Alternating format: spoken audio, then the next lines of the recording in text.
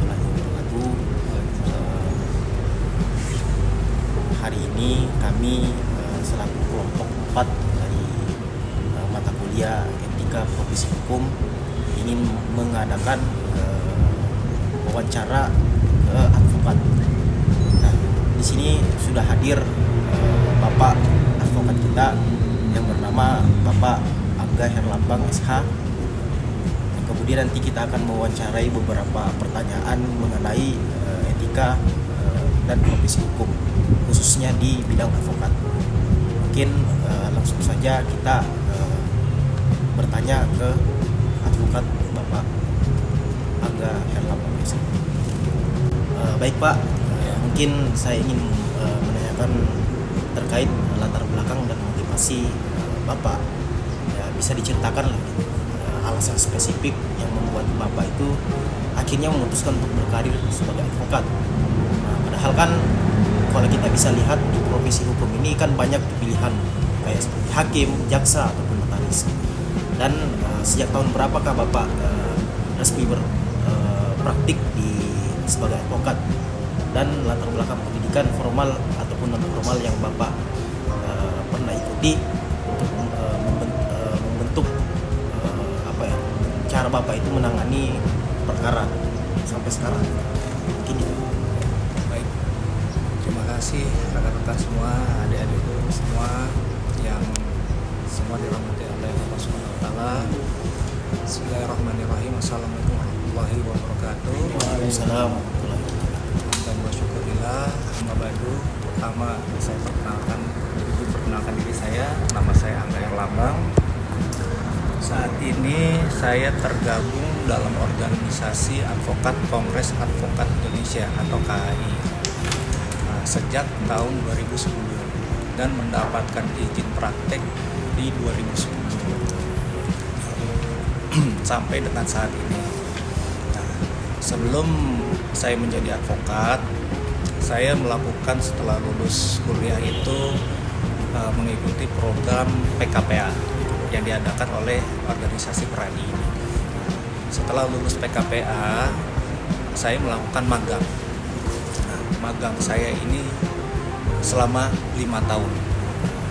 Dalam magang tersebut, saya itu ikut serta menjadi asistennya Brigjen Polisi Purnawirawan Dr. Andes Marangin Simatupang.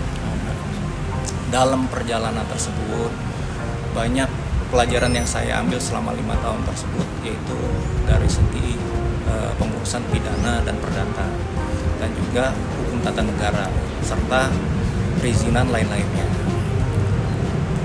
Selanjutnya, kenapa sih saya tertarik di dunia advokat? Dapat saya jelaskan terlebih dahulu, untuk menjadi seorang advokat itu adalah bakat, gitu kan? Bakat yang ada di dalam diri. Nah, terutama berani untuk fight atau bertarung. Dalam artinya bertarung ini yang positif. Kita menggunakan ilmu kita secara mandiri, secara profesional. Lalu yang kedua, perjuangan advokat ini saya berkacamata kepada dahulu, yaitu Bapak Adnan Buyung Nasution.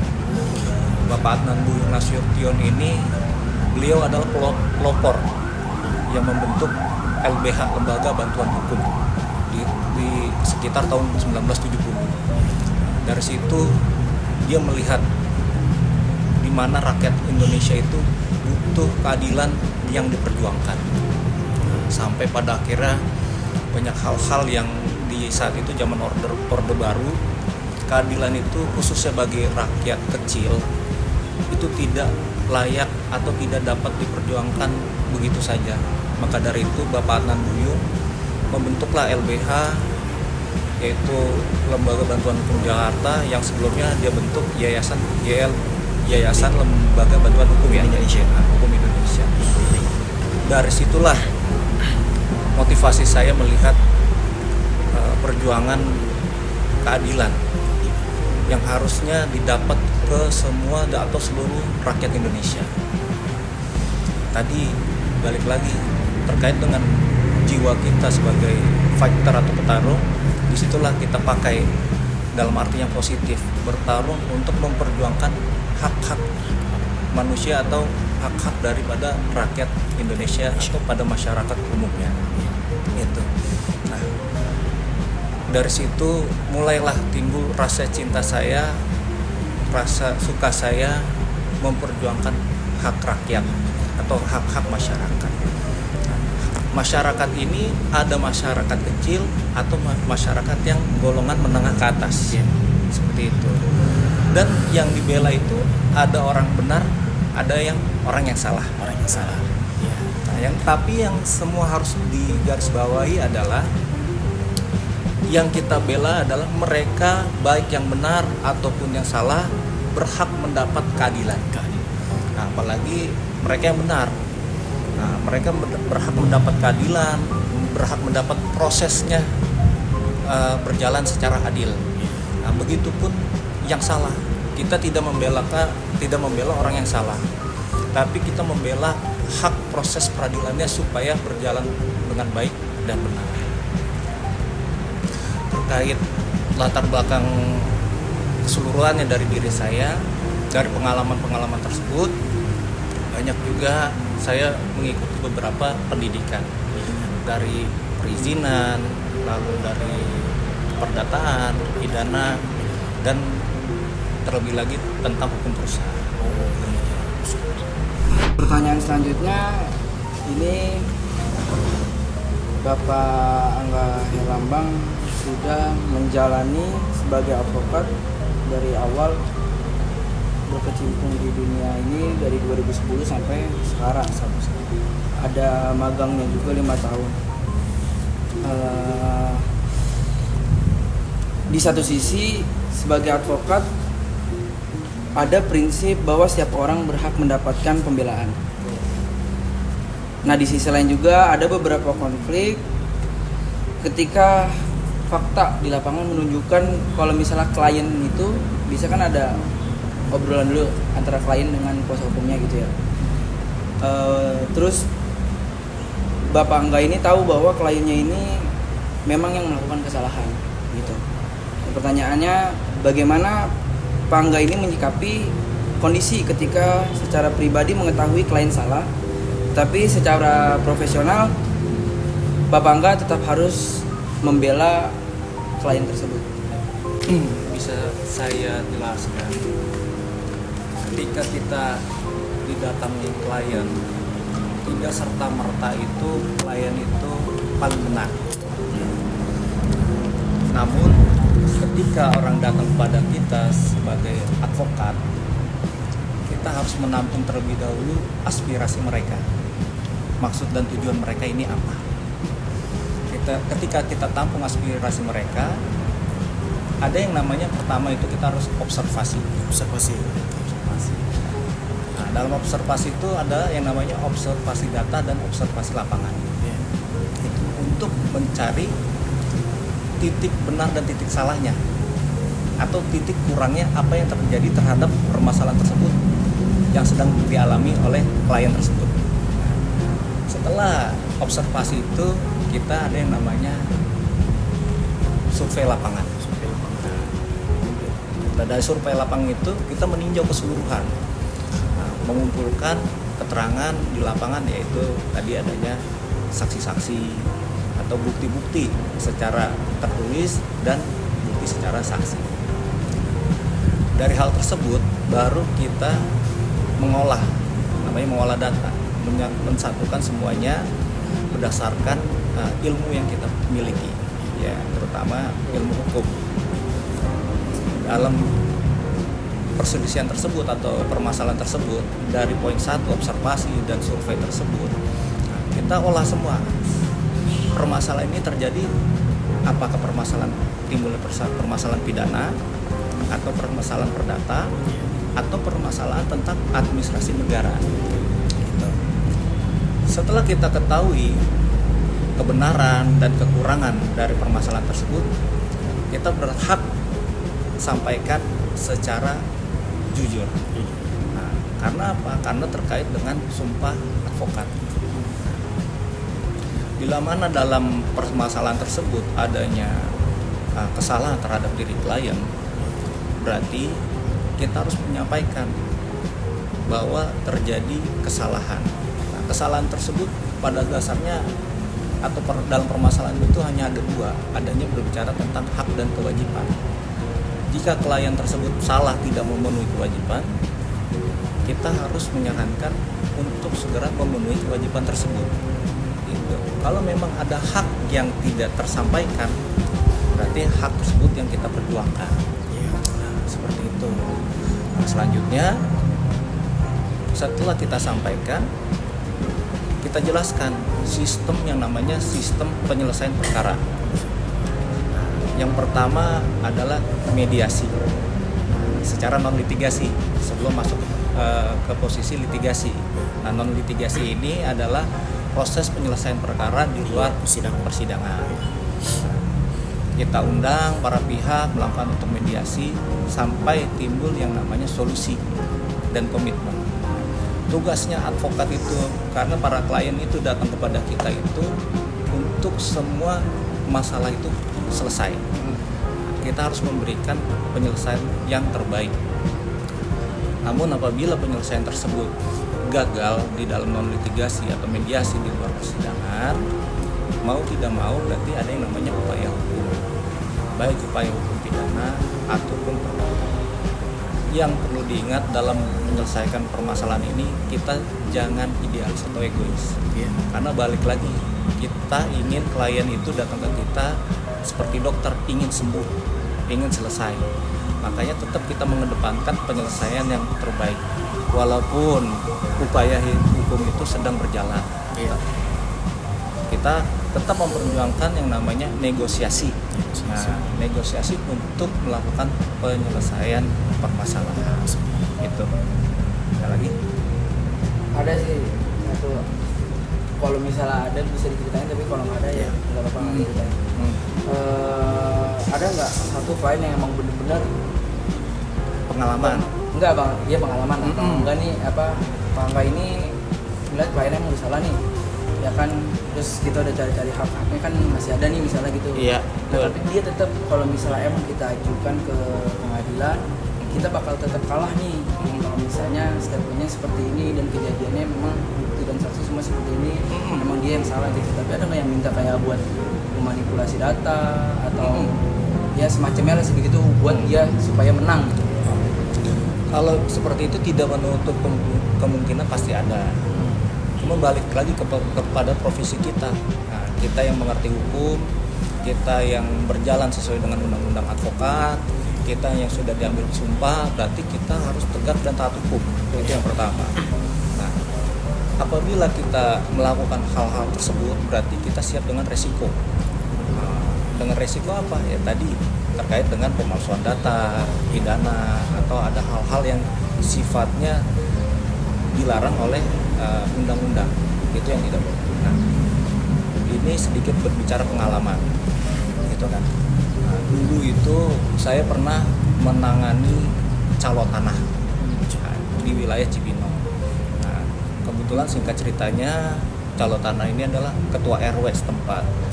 Ketua RW setempat ini jual beli tanah dengan grupnya lah, ada sekitar 5 orang. Ternyata berjalannya waktu, yang beli tanah ini pas mau didatangkan tanah tersebut dan mau dibangun ternyata sudah jadi klaster. Awalnya jualnya pas dilihat datang tanahnya kosong. Nah, artinya yang pembeli ini menuntutlah haknya tentang terkait mana tanah tersebut, atau setidaknya dikembalikanlah uangnya tersebut sekitar 500 juta. Masuklah dalam kegugatan. Nah, dalam gugatan segala macam masuk, klien kami digugat sebagai tergugat. Dalam perjalanan setelah tadi yang sesuai dengan skema melakukan observasi, terus survei dan pengumpulan bukti-bukti itu, saya menyarankan bahwa memang terjadi kesalahan terhadap klien saya dan wajib untuk mengembalikan uang. Pengembalian karena tanah tersebut memang sudah tidak ada dan wajib kembalikan uang. Nah, orang tersebut bersedia akan tetapi tidak sanggup dengan tuntutannya.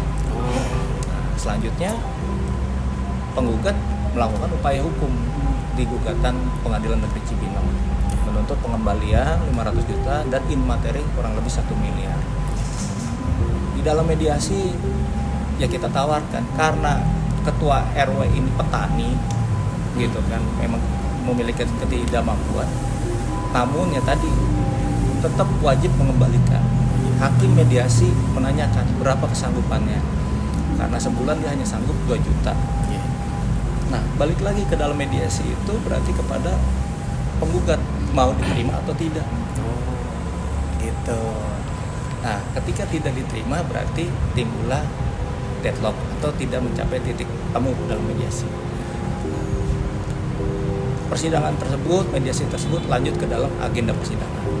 Cuma waktu itu saya sarankan kepada penggugat untuk terlebih dahulu mencabut gugatannya. Karena apa? Di dalam gugatannya tersebut kurang pihak. Karena dari 5 yang diajukan salah satunya sudah meninggal. Iya. Karena kita memiliki kewajiban, kata kami ini membela orang yang memang salah. Nah, makanya saya sampaikan ke kuasa hukumnya untuk cabut terlebih dahulu dan diperbaiki. Namun ya tadi balik lagi, mungkin kuasa hukum penggugat punya pendirian tersendiri, dilanjutkan. Namun sangat disayangkan gugatan tersebut akhirnya ditolak. Iya. Gitu. Nah, tapi tetap saya suruh untuk balikan uangnya. Namun berkata lain, umur tidak panjang, meninggal juga yang klien.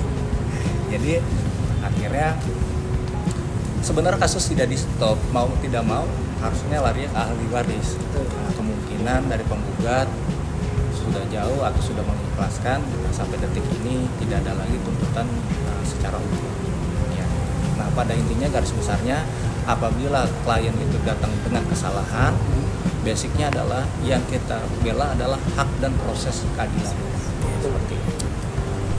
Menurut Bapak ini prinsip mana yang paling berat untuk dijalankan secara konsisten di lapangan, dan kenapa prinsip itu jadi yang paling krusial? Nah, bisa saya jelaskan, yang paling berat itu adalah kita memegang teguh kejujuran. Tantangannya khususnya di Indonesia adalah berhadapan dengan oknum. Itu tantangannya. Itu yang pertama. Lalu yang kedua adalah tentang masyarakat yang belum memahami tentang perspektif hukum dan administrasi hukum. Kenapa saya bisa bilang itu masyarakat? Masyarakat hanya tahu dan ingin urusannya cepat selesai. Namun tidak diimbangi dengan keadaan yang ada di Indonesia. Yang membutuhkan pengurusan itu adalah waktu yang berlarut-larut, administrasi yang berlarut-larut. Itulah yang akhirnya menjadi tantangan bagi kita advokat yang tidak bisa serta-merta memaksakan. Akhirnya timbul ingin cepat, harus dengan akses ikut oknum, akan bayar biaya lebih. Semacam kayak calo lah gitu ya. Ya, betul. Iya. Namun saya selalu hindari itu. Saya bilang ikuti aja prosedur. Nah, karena akan sama aja hasilnya, hanya berbeda di waktu. Nah, tadi balik lagi masyarakat Indonesia harusnya, ini saya mengutip dari kata-kata Bapak Adnan Buyung. Nah, harus kita biasakan budaya mengerti hukum. Nah, supaya apa? Artinya hukum ini terbiasa berjalannya hukum karena berjalan terus dengan situasi ada di masyarakat. Nah, sekarang kekurangan di masyarakat Indonesia tadi menghadapi perspektif hukum dan tidak mau tahu tentang administrasi hukum. Mau taunya waktu itu harus cepat selesai. Mau mengambil jalan pintas. Nah, inilah yang akhirnya tantangan dimanfaatkan oleh oknum. Jika ingin mengambil jalan pintas harus ada uang khusus atau biaya khusus. Nah, disitulah kami sebagai advokat yang menjadi tantangan. Ketika di sisi lain harus mengajak sadar hukum, terus mengikuti dengan prosedur hukum, administrasi hukum. Di sisi lain ada kalanya oknum klien yang ingin semuanya singkat. Ketika itu harus dipaksakan, terkadang saya suka menolak. Karena akan apa? Akan menjadi beban kerja. Khawatirnya ketika kita menerima yang namanya honorarium, ya kan, pekerjaan itu belum tentu selesai dengan tepat waktu. Tapi kalau kita menjalankannya sesuai dengan prosedur dan kita menerima honorarium, itu akan tenang, nggak ada masalah. Karena kan kita ini kalau proses lewat oknum itu kan dijanjikan nanti sama oknum. Dijanjikan saja. Namun kan oknum itu belum bisa menentukan kepastian untuk penyelesaian yang kita minta tolong atau minta bantu. Nah ini tantangannya. Jadi tantangannya adalah ketika terima honorarium terus kita menjanjikan. Nah inilah yang kita advokat itu tidak boleh menjanjikan menang atau menjanjikan selesai. Akan tetapi kita mengedepankan prosedurnya seperti ini, administrasinya seperti ini, gitu kan. Nah cerita singkat lain waktunya itu tentang singkat waktu dan sebagainya dengan oknum itu kembalikan lagi kepada klien. Dan karena apa? Supaya menjadi resiko klien, gitu.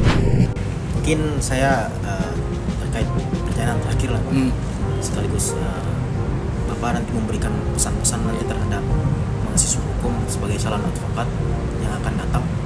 Mungkin pertanyaannya, bagaimana sih tanggapan dari Bapak ini mengenai sistem hukum yang ada di Indonesia?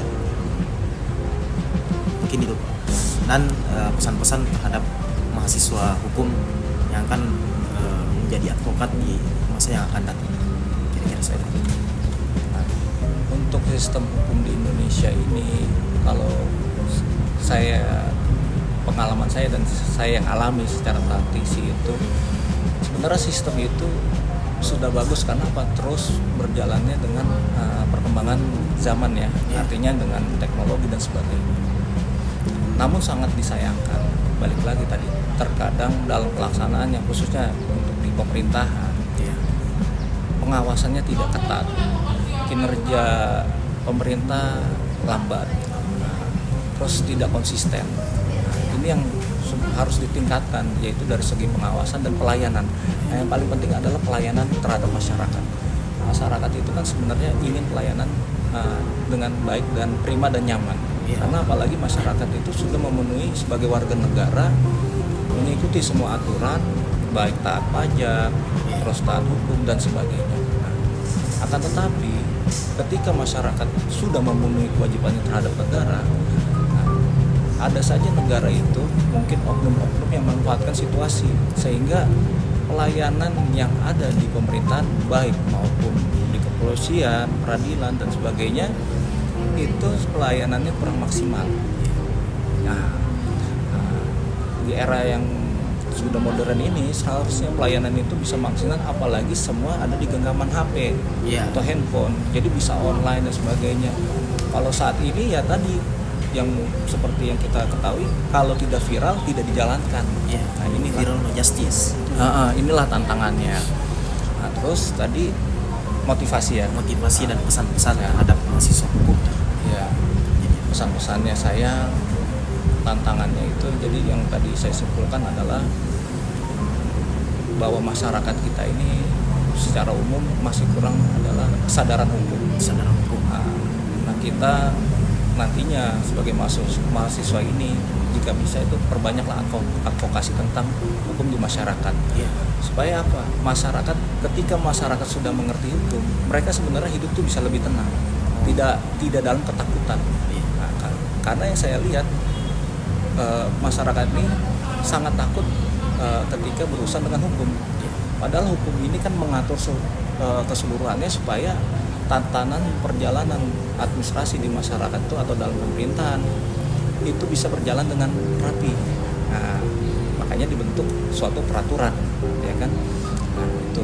Nah, mahasiswa kedepannya saya sarankan itu paling yang pertama, karena hukum selalu berkembang, situasi masyarakat berkembang di Indonesia, lebih banyak mempelajari tentang ilmu hukum yang sangat luas, baik itu hukum pertambangan tadi, terus hukum kelautan, penerbangan, atau perizinan, perdata, pidana, hukum keluarga, dan lain sebagainya. Nah, itu sebagai bekal itu, karena dalam perjalanan ke depannya sarjana hukum ini adalah nanti lulusan ini adalah tonggak atau fondasinya satu negara. Karena ketika hukum itu lemah di satu negara, maka kehancuran terhadap masyarakat dan negara ini sangat rentan sekali. Maka dari saya, kesimpulannya semoga rekan-rekan adik semua itu kan bisa memegang teguh tentang perspektif hukum, administrasi hukum, dan bisa memperjuangkan hak-hak dan keadilan masyarakat di Indonesia gitu. Supaya kedepannya Indonesia khususnya para sarjana hukum ini bisa mendapatkan pelayanan yang prima dan nyaman untuk kategori menjalankan bidang hukum. Ya, mungkin itu ya Pak. Maksudnya sesi wawancara kita pada kesempatan kali ini, saya sama teman-teman di sini mengucapkan terima kasih banyak atas pertanyaan-pertanyaan kami berikan kepada Bapak sebagai bahan kita untuk belajar lebih lanjut lagi. Banyaklah pengalaman-pengalaman yang bisa kita ambil sebagai pembelajaran. Mungkin cukup sekian yang bisa kita wawancarai.